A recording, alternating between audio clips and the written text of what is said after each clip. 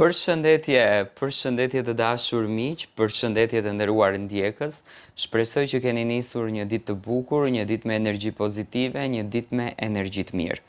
Ja ku po ritakohemi sërish me mua Tirona Lilin këtu në kanalin Monitor TV për të komentuar dhe për të sjellur pranë jush ngjarjet më të fundit.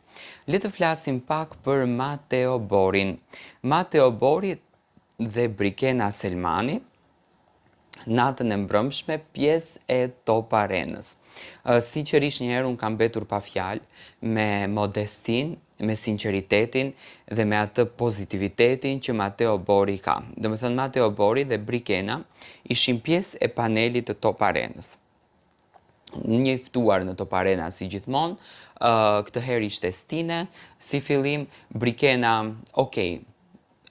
e mirë në këndin e moderatores, mendoj që duhet pak më shumë profesionalizëm, por nuk e gjykoj fare, sepse Brikena është për herë të parë si moderatore, le ta themi në thonjza, dhe mendoj si kur hera e parë që unë gjitë në një sken, duke i përfshirë këtu të gjitha emocionet që ajo i ka, sepse djesht e mbrëm sytë të gjithë tek çifti për të kuptuar marrëdhënien e tyre, për të kuptuar gjërat e tyre.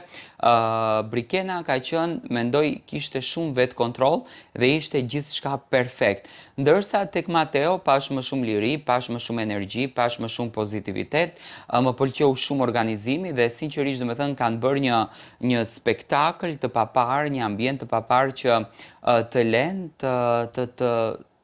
ta admirosh, domethënë të lën ta duash, ta pëlqesh.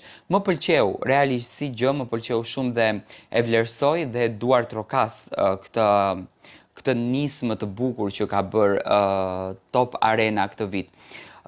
Matteo dhe Brikena, marrëdhënia e tyre që ishin shumë të komentuar. Matteo përzjodhi që të mos flet, por edhe Brikena përzjodhi që të mos flet dhe unë kam thënë që Matteo dhe Brikena nuk do të flasin, të paktën deri në fund të këtij sezoni nuk do të flasin. Në qoftë se kanë edhe një kontratë tjetër me Top Arenën, nuk do vazhdojnë të flasin edhe më tej. Por gjithsesi, ndjenja ekziston tek ato të dy, nuk mund ta thuash që nuk ka ndjenjë, nuk mund ta thuash që nuk ka emocion.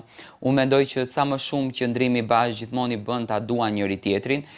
Unë nuk besoj që Brikena nuk e ka dashur Mateon, unë besoj që Brikena ka patur një farë simpatie, por mendoj që Matteo e ka dashur më shumë, por pash një lloj ftohtësie tek njëri tjetri. Për shembull, gjatë kohës kur Matteo jepte gol, Brikena nuk e shikonte fare golin, domethënë nuk e kishte mendjen te goli, po gjithsesi ishin çift i bukur, kanë shkëlqyer mbrëm dhe mua më ka pëlqyer prezenca e tyre. Në fakt të shpikpyetje tashmë të themi në qoftë se janë ndarë apo jo, por që kishte një lloj largësie mes çiftit kishte. Nuk është ai Matteo që ishte në Big Brother, nuk është ajo Brikena që ishte në Big Brother. Domethënë ishin dy personazhe komplet ndryshe nga ajo që ne e kemi parë. Tani kjo është perceptimi im nga ajo që unë e pash mbrëm gjatë live-it, domethënë, edhe pse Brikena ishte shumë energjike, tani këtu ndikojnë, thash edhe një herë, më duhet ta potencoj, ndikojnë emocionet, ndikojnë frika që ti e ke përballë gjithë atyre kamerave, përballë gjithë atyre shqiptarë që të shohin, por gjithsesi unë nuk shoh një ndarje të ky çift definitive, unë shoh një ribashkim përsëri dhe mendoj që këto zënkat, këto xhelozit që i kanë, sepse kanë qenë edhe shumë xhelos për njëri tjetrin, mendoj që do t'i kalojnë me shumë qetësi. Por nëse ishin të dy jo shumë të lumtur, po ishin të dy jo shumë të lumtur, për mendimin tim.